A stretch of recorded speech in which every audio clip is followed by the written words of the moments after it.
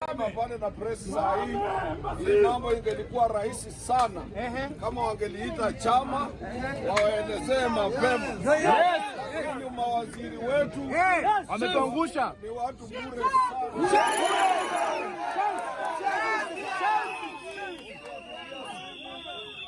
Ashiki. Lakini kitu wanataka wajue katika nchi hii, waambie baba, wafanyikazi ni part and parcel of the system. The state is owned by workers. You cannot say you have consulted other stakeholders when the owners of the state have not been consulted.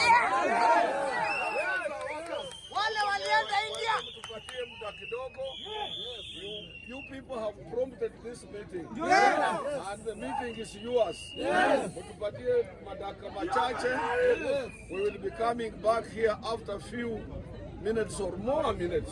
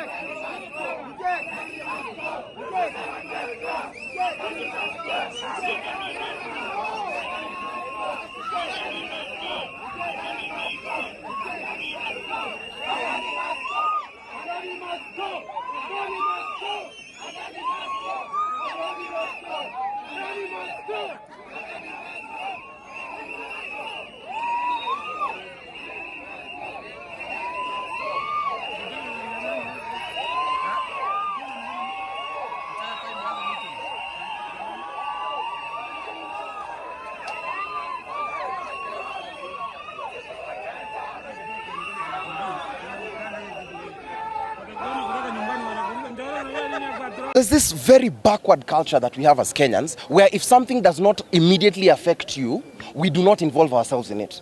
When we started these general strikes, there are people who sat back because they felt their sectors were not touched. Now everyone wants to launch a strike here, and there. We are not in opposition, but we are calling you out and saying, if we did one massive strike for all the sectors, it would take us less than a week to sort out the mess in this country. But all of us want to hog the attention. I want to lead a strike for artists. Sheikh Khan wants to lead a strike for religious leaders. Nani, you want to lead a strike for media. Nani wants to lead a strike for councils and a strike for airports. Now we are saying, yes, we will support you, but we have to call you out for that nonsense. However, our airport will not go to the hands of foreign operatives. This is a promise we are making. We will occupy. We might not know. We might even occupy from here.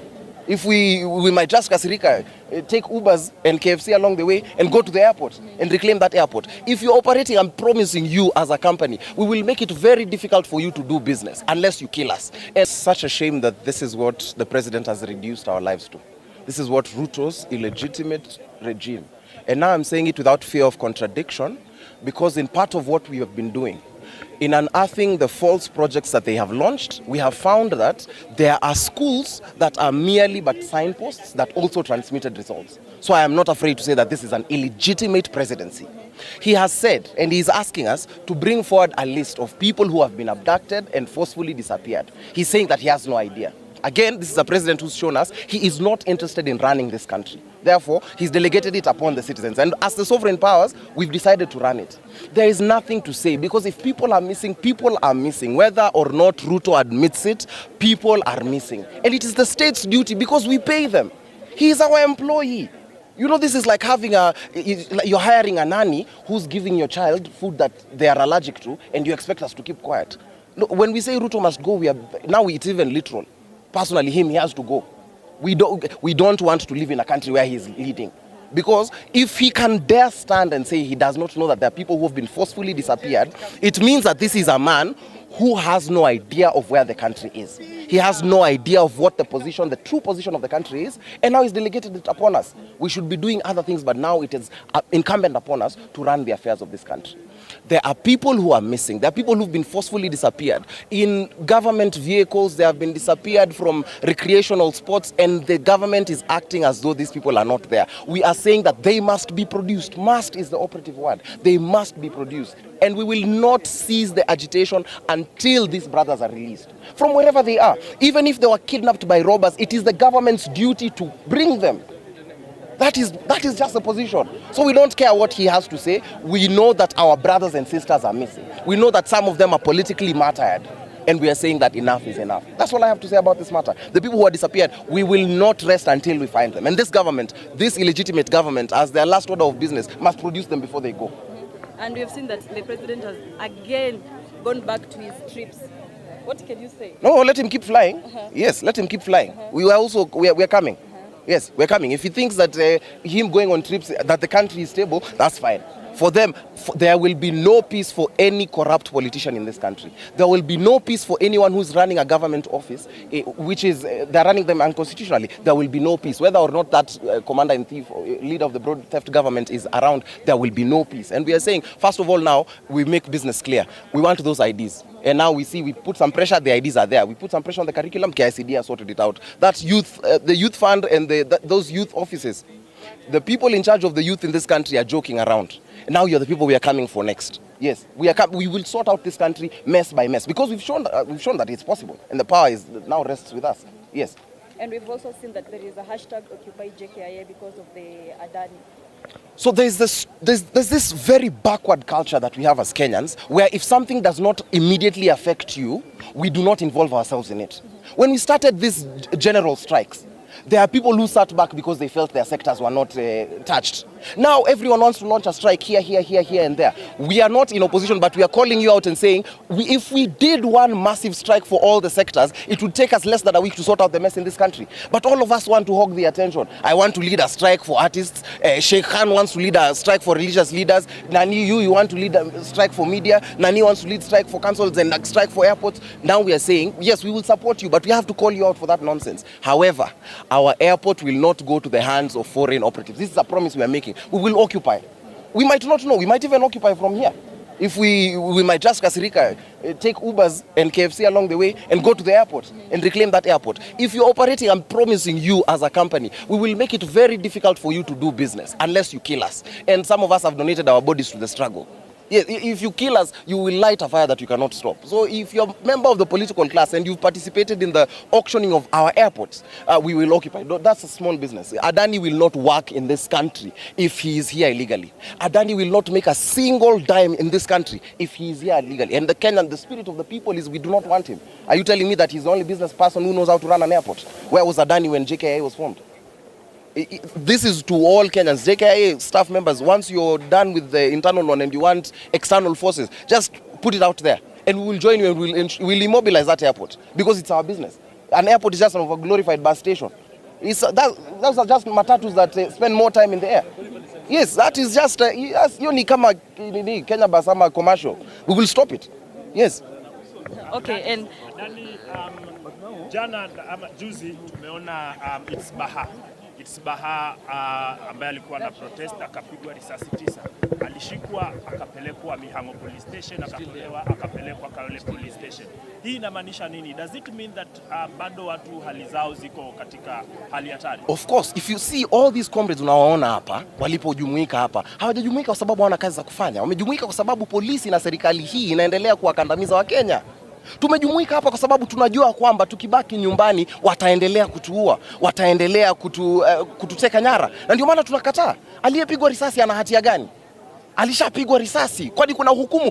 Serikali gani dunia hii inayowaua wananchi wake ambao hawajafanya kosa lolote? Serikali yafaa kuwa ya waua watu ambao ni wafisadi, lakini tuna serikali hapa ambayo ya waua watu wote wanaotaka kutetea haki na ukweli. Na ndio maana tunasema hatuwezi katu kusimama kama maovu bado yanaendelea kutawala katika nchi hii, na ni jambo la hamasisho ambalo tunapata. Jambo hili linda kukera na kukereketa kabisa. Hatuwezi zidi kuishi katika nchi ambayo vijana hawana kazi, na vijana wao hao ndio vijana ambao wana target na polisi. Ni vijana wao hao ambao wanauliwa bila sababu. Wauliwe na system iwaue. Hakuna itikadi ya kuwa defend wa mama wetu, watoto wetu ambao shuleni wanapigwa vitoa chozi. Hatuna nchi hapa, na ndio maana tunasema ujinga huu, upuzi huu lazima uishe, na utaisha katika generation hii yetu. Ndio, na kwa hivyo tunakashifu vikali serikali hii kwa upuzi, kwa mauaji, kwa ufisadi, kwa uongozi mbaya ambao wanauendeleza. And lastly, Kasmuel, we've seen that the opposition has gone silent about this, and people are saying that Raila Odinga has joined the government through the back door, and people are saying that we are seeing our politicians going back to factory setting, and that though we've done so many fights, we've gone through demonstrations, but people are going silent, and our leaders are going back to the way they were, to factory setting. Do you think the opposition is, or what can you say about it? What opposition has gone silent? Are we not the opposition? No, the politicians that we know. Who are those? The members of parliament. Who are those? We don't have members of parliament in this country. We've seen that even Raila Odinga has gone silent on anything that is going on. He has left the issues on us, the Gen Zs, including you. This is our struggle. I will not expect another person to understand my struggle. And if they've decided to be tone deaf, that's up to them. But we are the opposition. We are here. As here, I'm a spokesperson of the NCCPA, which has over 54 member organizations. Sheikh Khan is one of the members. We have over 54 organizations. We are here pressing for the right matters. We cannot tell us that the opposition is silent. That's why we are even appealing to the public. Please join us. Come and vet us and see if you can be a part of us, because this is a political vehicle that we've unveiled. We are organizing to take political power. Right now, what we have is a lame duck government. We don't have a sitting parliament. It is unconstitutional by all means. So you cannot ask me about a parliament. It's like asking me, what do you think about a murderer? What do you think about a person who's in charge of a genocide? I don't care. I have no thoughts about those people. What we know is that we are here, we are on the ground, and we are doing the things, and we will advance the agendas of the people. We will advance pro-poor people agenda. We will advance pro-Kenyan agenda. That's what we will do. Okay. Naam. Tunaona ya kwamba online Twitter sana watu wanajaribu kupigana na Raila kuhusu kiti cha KU. Hebu tuambie, tumeona sana mmeongea, na inavyoonekana ni kwamba watu wanajaribu kumpiga, na hasa wa Kenya wenyewe wanajaribu hata kumuishi asipate hicho. Tutaenda kusherehekea uhuru.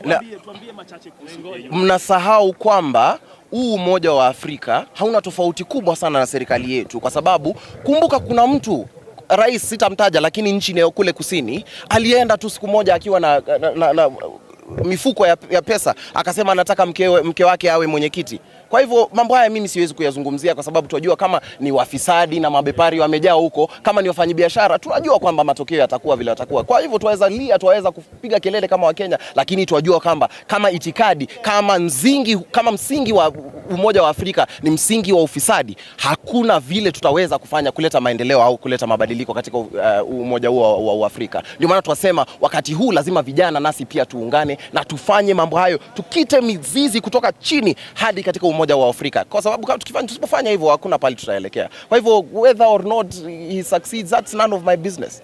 That's none of my business. Okay, thank you for your time. So, thank you very much.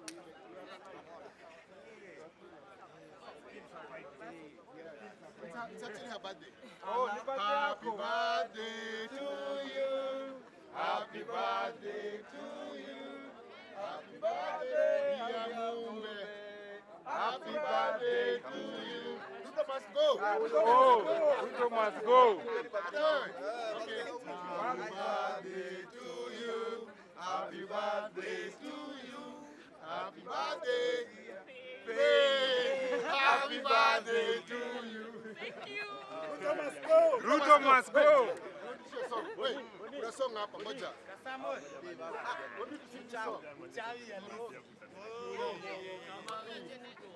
Generali, sikiza. Generali yako wapi? Sikiza song ngundi sing. Generali sina makosa.